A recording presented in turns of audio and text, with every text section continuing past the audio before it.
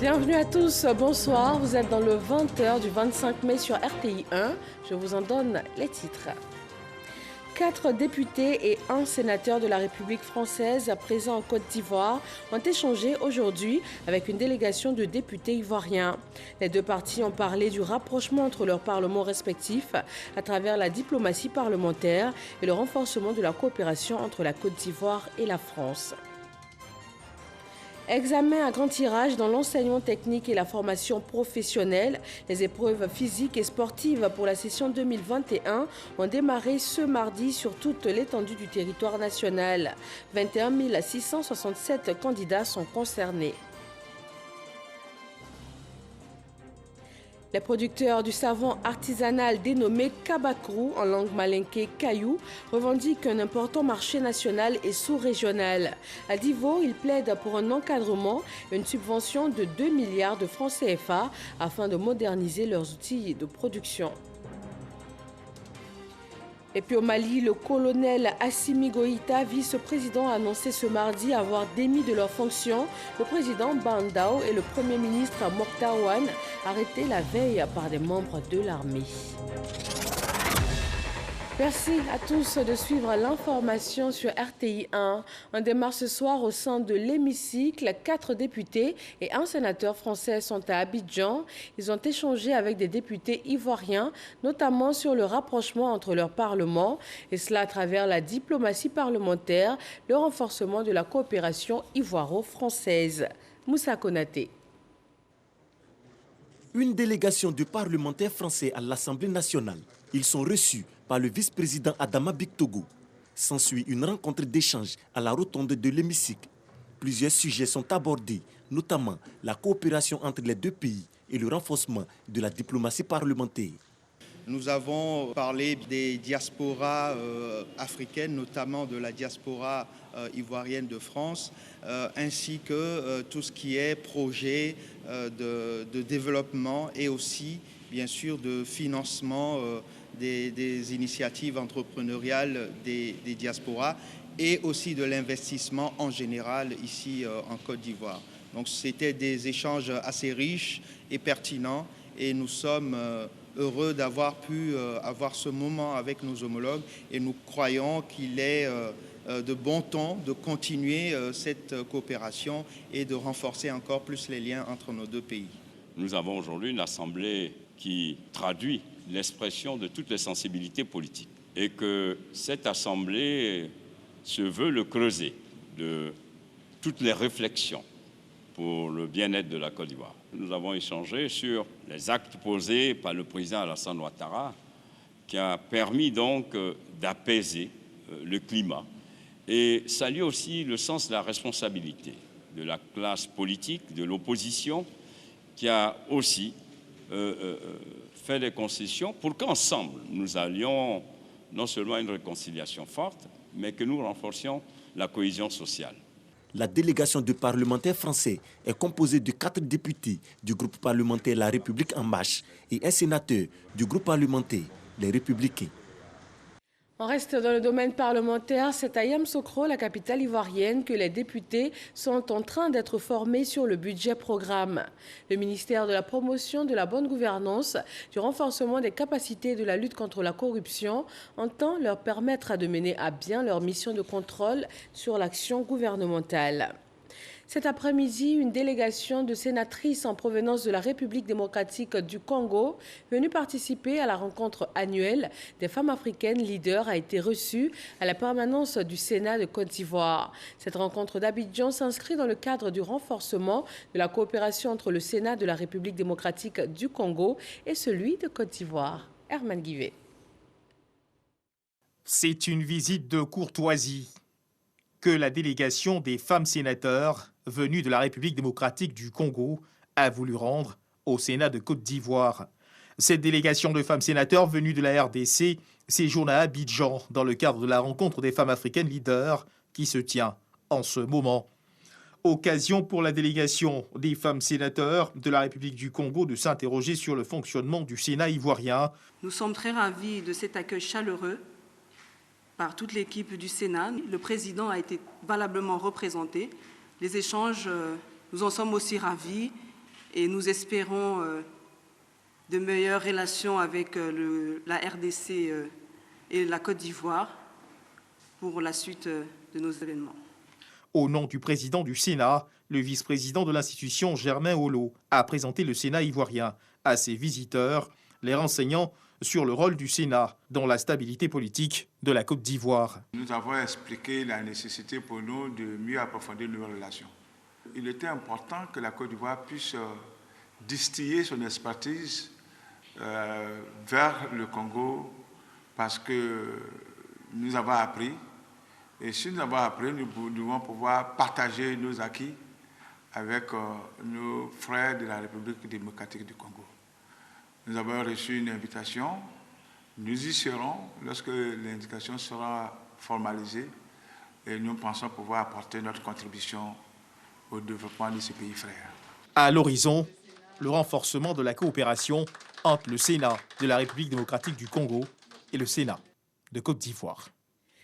Et voilà qui devrait renforcer donc les liens entre les institutions des deux pays. On parle également coopération avec cette visite du ministre ivoirien de la Réconciliation nationale au Burkina Faso. Kouadio Konombertin a été reçu par le président du Burkina Faso. Éric Goré, envoyé spécial de la RTI en terre burkinabé. Pour finir en beauté, cette visite de travail qu'il a effectuée dans la capitale burkinabé, Kouadio Konombertin a été reçu par le président du Faso, Roch Christian Kaboré. Le président du Faso l'a félicité pour cette initiative qui renforce davantage les liens entre le Burkina Faso et la Côte d'Ivoire. Kouadio Konombertin à sa sortie d'audience. Je me devais donc de rendre visite au président du Faso, qui a donc accepté, avec ce grand honneur, de nous recevoir. Nous sommes donc venus lui faire nos civilités, lui adresser nos remerciements et également les salutations de son frère, le président ivoirien, son Excellence M. Alassane Ouattara. Séance de travail entre la délégation ivoirienne conduite par le ministre de la Réconciliation nationale de la Côte d'Ivoire, Kouadio Konombertin, et le médiateur du Faso, Saran Sérémé, pour comprendre le fonctionnement de cette institution dans la prévention des conflits. Kouadio Konombertin a dit être allé s'abreuver. Nos deux institutions, nos deux structures travaillent sur la même matière, c'est-à-dire la réconciliation et puis la cohésion nationale.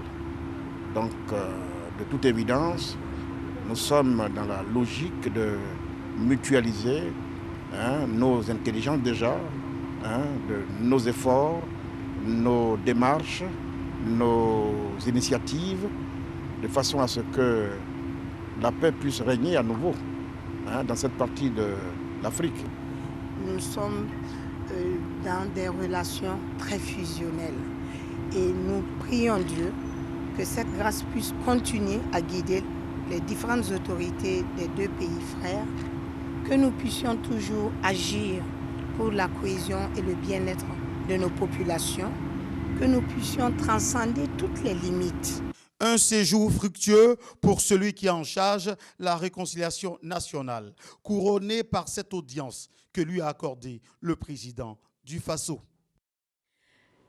Et on retourne en terre ivoirienne avec cette rencontre du président du Conseil économique, social, environnemental et culturel CESEC, Eugène Aka Awele. Il s'est rendu dans les locaux de la médiature de la République et il a échangé avec le président de l'institution, Adama Tongara. Ensemble, ils ont établi un cadre de travail plus collaboratif. Sidonie Davila. À la tête d'une délégation de 4 membres, dont le secrétaire général du CESEC et de 4 conseillers, Eugène Aka Awele, président du Conseil économique, social, environnemental et culturel, est allé faire ses civilités au médiateur de la République. À l'issue d'une rencontre qui aura duré plus d'1 heure, celui qui tient désormais les rênes du CESEC, Eugène Aka Awele, donne les réelles raisons de sa visite. Nous avons échangé, nous sommes tombés d'accord pour demander à nos équipes de travail de se retrouver pour nous faire des propositions. Et d'ores et déjà, ce qui est fondamental, c'est que le médiateur a accepté de venir au Conseil économique, social et environnemental pour nous faire partager l'expérience de la médiature, mais également pour que nous mettions en forme les éléments de réflexion, les éléments d'échange entre nos deux institutions. C'est avec le médiateur de la République que la série des visites du président du CESEC prend définitivement fin. Dans l'enseignement technique et la formation professionnelle, les épreuves physiques et sportives pour les examens 2021 ont démarré ce mardi. 21 667 candidats sont repartis dans 63 centres pour les spécialités de brevet de technicien BT et du certificat d'aptitude professionnelle CAP. Jean-Marc Djedji. Collège d'enseignement technique et industriel de Marcory. Il est 7 heures. Les 1136 candidats de ce centre d'examen, à l'instar des 62 autres centres du pays, débutent les épreuves physiques et sportives du brevet de technicien BT et du certificat d'aptitude professionnelle CAP. Muriel, comme ses camarades, compose l'épreuve de la gymnastique au sol pour la première étape. Je l'ai dit de ne pas se stresser. De toute façon, c'est l'épreuve. On va affronter ensemble. Les examinateurs se mobilisent pour accueillir les candidats dans le respect des mesures en vigueur. Par rapport à la situation sanitaire, nous prenons 100 candidats le matin et 100 le soir. Le BT, ils ont 4 épreuves. La course de vitesse, lancer de poids, le saut en hauteur et la gymnastique. Le CAP, 3 épreuves, course de vitesse, lancer de poids et gymnastique. Ce que je peux leur demander, c'est de donner le meilleur d'eux-mêmes, de travailler à fond, de faire l'effort d'avoir une bonne performance pour avoir une bonne note. Le ministre de tutelle, Kofi Nguessan, est venu s'assurer du bon démarrage de ces épreuves, session 2021. Il s'agit pour nous de venir ici pour voir comment les choses se déroulent et quelles sont les épreuves qui sont indiquées dans l'agenda. Nous sommes venus pour féliciter les élèves qui vont passer dans différents ateliers, faire le maximum et savoir compter dans leurs notes de fin d'année. Ce sont au total 21 667 candidats qui démarrent les épreuves physiques et sportives, soit 10 627 filles et 10 940 garçons. Ces examens prennent fin le mardi 2 juin 2021. Dans le même temps, des programmes sont mis en place pour limiter les dégâts du coronavirus sur l'éducation des plus jeunes. Les systèmes d'éducation de plusieurs pays ayant été impactés, l'UNESCO a mis en place la Coalition mondiale pour l'éducation. 112 pays, dont 30 africains et 175 partenaires, ils sont réunis. La ministre de l'Éducation nationale et de l'alphabétisation de Côte d'Ivoire a participé à la visioconférence de ce jour. Le détail avec Franck Quadio. En Côte d'Ivoire, 27 248 établissements scolaires, selon les chiffres officiels, ont été affectés par la pandémie à coronavirus et plus de 6 600 000 élèves restés à la maison durant plusieurs mois, sans oublier 197 126 enseignants en rupture d'activité et certains en chômage technique. La Covid-19 aura perturbé l'école ivoirienne, de même les systèmes éducatifs dans plusieurs pays du monde. L'UNESCO, à travers le forum virtuel de Coalition mondiale de l'éducation, veut amener les pays à redynamiser les approches pédagogiques modifiées par la pandémie avec l'émergence de l'éducation à distance. Cette visioconférence est à la réalité une table ronde interministérielle pour partager les expériences. Le ministre de l'Éducation nationale et de l'alphabétisation apporte sa contribution. Le professeur Mariatou Koné, en poste depuis un mois, entend poursuivre dans la dynamique de son prédécesseur, Kandia Kamara. En résumé, je pourrais dire que pour accélérer les progrès en matière d'apprentissage numérique et pour réduire la fracture numérique, il serait opportun de poursuivre la production des capsules audiovisuelles jusqu'à ce que tous les niveaux d'études et les cours par discipline soient couverts, la création d'un canal de diffusion propre à la direction en charge de la pédagogie et de la formation continue des enseignants et des encadreurs, la création de salles multimédia dans chaque région administrative du pays, la planification et la mise en œuvre d'une campagne de sensibilisation, et ça c'est très important, des acteurs, de tous les acteurs du système éducatif. Ce qui nécessite une bonne stratégie de communication selon les spécificités locales. Un aperçu de l'exposé du professeur Mariatou Koné à cette tribune virtuelle appelée à se poursuivre.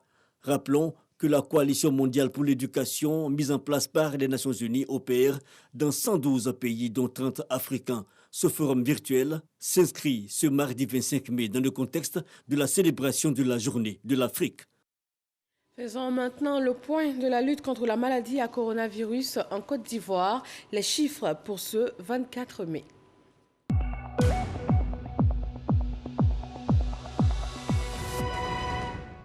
Nous sommes plutôt le 25 mai. Le ministère de la Santé, de l'Hygiène publique et de la couverture maladie universelle a enregistré aujourd'hui 3 nouveaux cas de Covid-19 sur 1312 échantillons prélevés. La Côte d'Ivoire compte donc 47 036 cas confirmés à ce jour. Le 24 mai, 5173 doses de vaccins contre la Covid-19 ont été administrées, soit un total de 496 319 doses administrées. La vaccination contre la Covid-19 est gratuite et volontaire. À Divo, zone centre-ouest de la Côte d'Ivoire, la production et la commercialisation du savon artisanal appelé Kabakrou nourrit des millions de personnes. Une véritable industrie qui revendique un important marché national et même sous-régional. Les acteurs du secteur se retrouvent cependant face à la difficulté de financement afin de moderniser leur activité et la rendre plus rentable. Tanguy Dangui nous propose un focus sur la chaîne de production et de commercialisation de ce savon artisanal et c'est le dossier Ecoplus de ce mardi soir.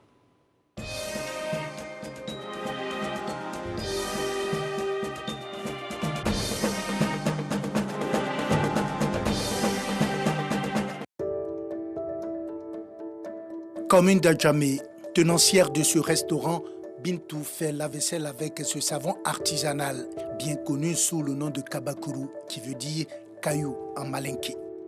Quand je paye pour 500 comme ça, 3 à 500, un là je peux utiliser pendant 5 jours, 6 jours. Ça finit pas vite. Gare routière, précisément ancienne gare de l'entreprise de transport Divo Express. Le lieu abrite l'un des plus grands dépôts de savon artisanal du district d'Abidjan. Awa est une vendeuse de savon Kabakrou à Bondougou. Elle est venue se ravitailler ici. Ça nous plaît, ça mousse. Avant, là, il n'y a pas là. On souffle. Maintenant, ça, là, il y en a là. On va faire 3 à 500. Donc, ça arrange tout le monde. Il y a aussi qui prend pour se laver. Il y a aussi qui prend pour laver à billes. Comme beaucoup de femmes, Aïcha prend les savons chez les grossistes et les revend aussitôt juste devant la gare. Je prends là-bas 3 à 500, je les revends à 200. Il y a 50, 100 francs, je paye chercher, je paye ticket, je paye la mairie aussi. Je gagne un peu dedans. Chaque semaine, plus d'une dizaine de camions remorques déversent leur déchargement de savon Kabakrou d'origine Divo ici. La localité de Divo a la réputation d'être la plus grande zone de fabrication du savon Kabakrou en Côte d'Ivoire. Toujours sur la piste de la filière de ce savon artisanal, nous mettons le cap sur la capitale du Lodjibois, Divo, chef-lieu de la région du Lodjibois. Localité bien connue pour ses nombreuses unités de fabrication du savon Kabakrou. Bienvenue sur ce site de fabrication, à la sortie de la ville, vers la Kota. C'est le calme plat. Mais pourquoi? Après la fête de Ramadan, il faut attendre parfois plusieurs jours pour que l'activité atteigne sa vitesse de croisière, nous répondons. Diabaté travaille ici depuis 2 ans. Elle se prépare à commencer la fabrication.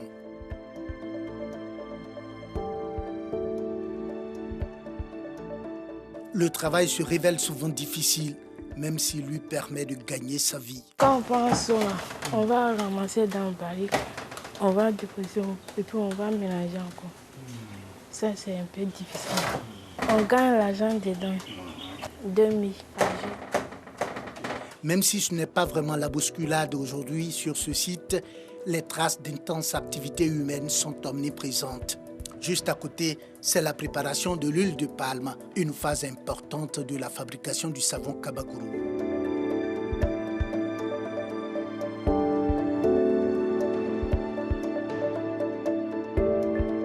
À l'autre bout de la ville, au quartier Dialogue 2, plusieurs sites de fabrication du savon Kabakrou sont ouverts, mais ne fonctionnent pas à plein régime. Propriétaire d'un site de fabrication, Touré supervise le travail. Il nous explique les grandes étapes de la fabrication de ce savon. Première des choses, quand on va en brousse, on achète des huiles rouges, huile déchets, pour venir, on met au feu, on blanchit. On attend 3 jours après, et qu'on a la suite, qu'on met dans l'eau, ça aussi, ça fait 3 jours. Maintenant, quand on met dedans, 3 jours après, 4e jour, on commence, on vient ramasser l'huile, on enlève ça au feu. Là, ça trouve que déjà, c'est déjà froid. Maintenant, on appelle nos jeunes sœurs qui sont là, qui ne font rien, elles viennent taper. Il souligne la qualité des savons Kabakuru d'origine d'Ivo. Nos savons, c'est un bon produit. Le savon, moi, je me lave avec. Je n'ai pas de problème avec ça parce que j'attends à d'autres que non. Quand tu te laves avec Kabakuru, ça gâte le corps. Non. On a un grand marché en Côte d'Ivoire aujourd'hui, à Abidjan, à Djamé. On a un grand marché à Odjene. Nous avons rendez-vous avec le président de l'association des fabricants de savon Kabakuru de la ville. Il revendique près de 30 ans de métier et tient à mettre en relief l'impact économique de la production du Kabakuru sur la population locale. Aujourd'hui, à Divo ici, si à 100 coups à Divo, tu vas trouver que 99 fait savon Kabakuru. Même si toi tu ne fais pas, ta femme fait. Celui ne fait pas, son fils fait. Donc au grand jamais, il n'y a pas de coup à Divo aussi, qu'il n'y a pas quelqu'un qui ne met pas l'argent de savon Kabakuru, il n'y en a pas. À la délégation régionale de la Chambre des métiers du Côte d'Ivoire, on fait ce qu'on peut pour aider ces fabricants de savon artisanal. C'est ici cela a commencé. Donc dans la technique, le savoir-faire, ils l'ont. Donc partout, même le savon qui est fait de partout au Burkina, c'est fait. Mais celui de Divo a une particularité. Nous avons essayé de mettre ces fabricants en association. La localité de Divo abrite plus de 70 unités de fabrication de savon Kabakuru, selon le président de l'association des fabricants du savon Kabakuru de la ville. Il plaide par ailleurs pour l'encadrement et le financement de ce secteur. Aujourd'hui, si on dit qu'on va nous aider au niveau des Divo et savon Kabakuru là, il faut 2 milliards. Si on a le 2 milliards, on paye beaucoup d'huile. On va créer autre chose dans le même savon là et puis on va avancer. Le savon Kabakuru de Divo revendique un marché national. Il est exporté dans des pays voisins tels que le Mali et le Burkina Faso. Reste maintenant à produire ce savon dans des conditions industrielles et respectueuses de l'environnement et de la santé humaine.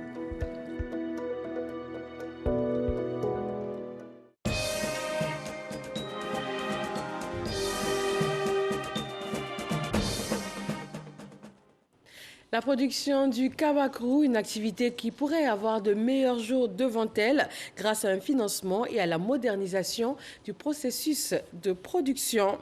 On s'intéresse à l'agronomie. L'ambassadeur de France en Côte d'Ivoire s'est rendu à la station de recherche Marc Delorme, spécialisée dans le cocotier, un institut doté d'une grande technicité. Les résultats des chercheurs sont impressionnants, mais il demeure des insuffisances qui devraient trouver solution grâce à une prochaine collaboration.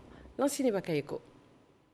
Sur le site de la station de recherche Marc Delorme à Port-Boué, le diplomate français a pu visiter toute la collection de cocotiers, observer les premiers résultats obtenus sur la diversité génétique du cocotier, étudiés grâce aux marqueurs moléculaires. Il s'est également imprégné de l'utilisation de l'outil biologie moléculaire pour l'amélioration du cocotier.